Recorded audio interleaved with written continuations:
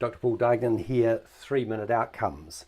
And what I'm talking about today is mapping evaluation questions onto a visual strategy, outcomes model, intervention logic, theory of change, or whatever you want to call it, but a visual model of what it is that you're trying to evaluate. The idea is to get the model of the initiative you're trying to evaluate out of your head. You need such a model in order to identify evaluation questions.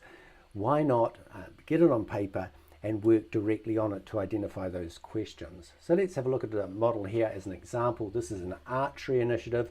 On the left-hand side, we have well-trained archers, good quality bows, arrows sharp enough, etc. And on the right-hand side are the outcomes we're heading for. It's like sufficient arrows hit the bullseye. So let's see how we can use a strategy model or intervention logic to identify evaluation questions. Here we have a box, bowstring pulled back far enough, which is within this intervention logic. What would be an evaluation question that would relate to that box? It would be something like, are archers pulling their bowstrings back far enough? Now, because this box is low down within the logic, low down within the strategy model, then it is what we call an implementation evaluation question. If you want more information on the different types of evaluation question, look at the 3-minute outcomes video on that subject. Now another question, what did the archers think was the most successful way that the initiative motivated them to fire more arrows? A process evaluation question living at that location within the model. Here's another one. Did the program increase the number of arrows hitting the bullseye? This one's an impact evaluation question, and it's at the end of the model, so we can immediately see it's an impact evaluation question by its location within the model. And that's the great power of mapping your evaluation questions onto your model.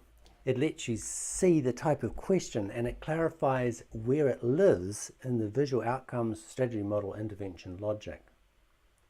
It reduces confusion also, which is caused by different evaluation question wordings. People will often suggest different wordings for an evaluation question, and having them mapped onto the model really helps with this. For instance, here is a question someone may suggest, did the initiative work? It's another impact evaluation question, and you can ask if someone suggests that, is this exactly the same as did the program increase the number of arrows hitting the bullseye? So you can clarify question wording to identify whether it is actually the same question that a stakeholder is suggesting you examine in an evaluation. And another example is this question here, which is, was the initiative successful? Again, you can check, well, is this the same as the impact evaluation question we have up above? So it really, really helps to clarify that in stakeholder discussions and evaluation planning discussions. Here's another one. Were most of the arrows aiming at the target?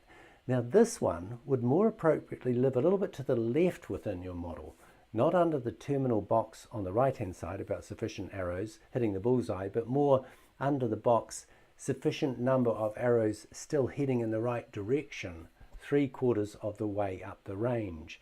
So we can see how you can move those evaluation questions across your visual model and be very clear about where they are, where they lie. So the discipline of mapping evaluation questions is very powerful for identifying evaluation questions when you're doing evaluation planning. The models in this presentation have been drawn in our award-winning DoView software. You can get a trial copy of that from this URL.